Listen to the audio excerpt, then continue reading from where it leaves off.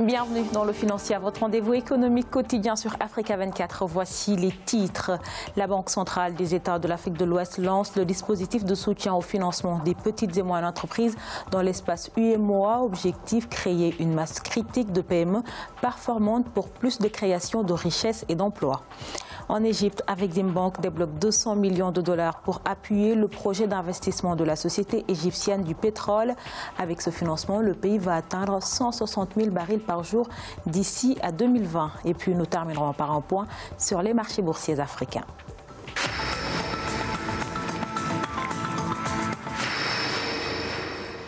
Dispositif PME, c'est le nom du projet lancé par la Banque centrale des États de l'Afrique de l'Ouest pour soutenir le financement des petites et moyennes entreprises. Ce projet doit permettre de renforcer le niveau de performance de ces entreprises qui représentent entre 20 et 30% du produit intérieur brut africain. Ange Bijou Noménion.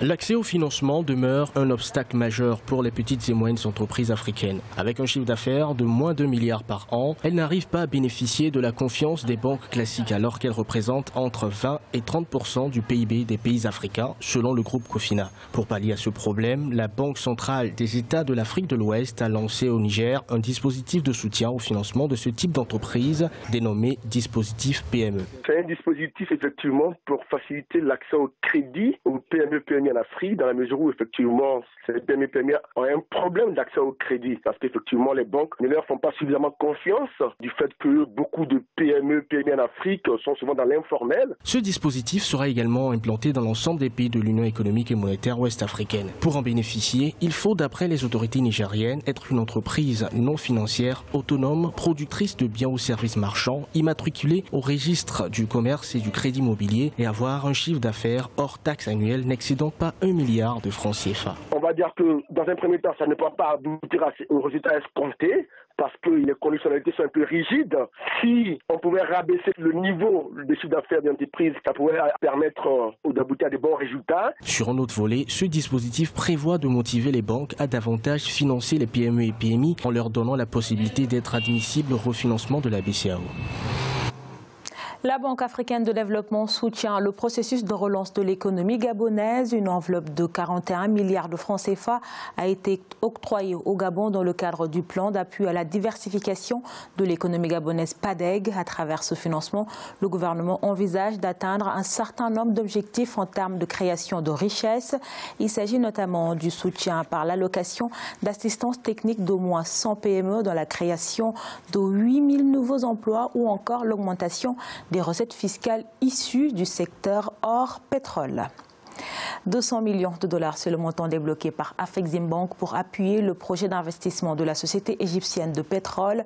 Dotée d'une capacité de 100 000 barils par jour, la raffinerie égyptienne ambitionne d'améliorer ses capacités d'ici à 2020 pour atteindre 160 000 barils par jour. Ibrahima Djomaba.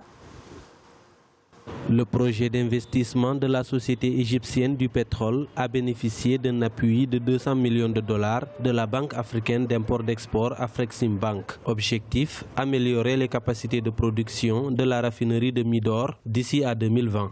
Vous savez que l'énergie et aussi le carburant, ce que ça permet d'avoir et de produire sont des éléments essentiels pour faire tourner l'économie, les hydrocarbures. Donc l'économie égyptienne pourrait bénéficier d'une dynamique nouvelle. Cette ligne de financement, actée le 1er août 2018 au Caire, permettra à la société égyptienne du pétrole de faire passer la production de son unité de raffinage de 100 000 barils par jour actuellement à 160 000 barils par jour d'ici 2020. Si l'augmentation de la production est distribuée comme il faut dans les circuits, l'économie tourne. Et ça permet éventuellement à l'État de percevoir des taxes, des recettes et d'entrer dans ses plans et ses prévisions. C'est quelque chose d'assez important pour l'État et le budget de l'État. Tout comme aussi la dynamique complète d'ensemble de l'économie égyptienne. Afrexim Bank a débloqué cet appui dans le cadre de son plan stratégique quinquennal dénommé Impact 2021 Afrique transformée. Avec près de 37 millions de barils de pétrole produits en 2017 à la Midor, la société égyptienne du pétrole prévoit de devenir un centre régional d'exportation de produits pétroliers vers la région du Moyen-Orient et de l'Afrique. Au Cameroun, la crise dans les régions anglophones impacte sur la filière cacao. Si la production a progressé de 9,4% par rapport à la campagne précédente, une partie des stocks reste bloquée dans les régions anglophones frappées par la crise. Premier bassin de production, le sud-ouest est particulièrement atteint alors qu'elle totalisait 45,5% des achats de fèves lors de la saison 2016-2017. Cette région voit sa part dans les ventes descendre à 31,5%. Toutefois, cette situation n'a pas eu d'incidence sur le niveau de commercialisation de la production nationale qui a progressé de 9,4%. Bonne performance de la Sonatel, la Société nationale des télécommunications du Sénégal a vu son chiffre d'affaires consolidé croître de 4,7% en juin 2018, atteignant 506,4 milliards de francs CFA, soit une hausse de 22,8 milliards par rapport aux résultats du premier semestre 2017. Cette croissance des revenus reste soutenue grâce aux positions commerciales fortes et au développement des relais croissance, mais est ralentie par la poursuite de la baisse de l'international entrant, a annoncé le groupe. On écoute. L'évolution semestrielle des principaux indicateurs indique le maintien de la tendance des résultats financiers par rapport à 2017, malgré la forte dépréciation du léon. Les impacts fiscaux nouveaux et la forte baisse du trafic international entrant, contributeurs importants en marge. Le groupe Sonatel continue de consolider son leadership et de maintenir ses solides performances opérationnelles et financières dans ses 5 pays de présence.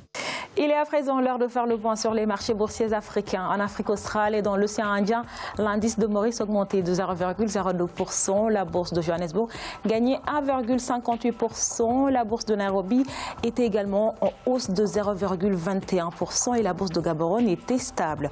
Du côté de l'Afrique centrale et de l'Ouest, la BRVM d'Abidjan chutait de 0,81%.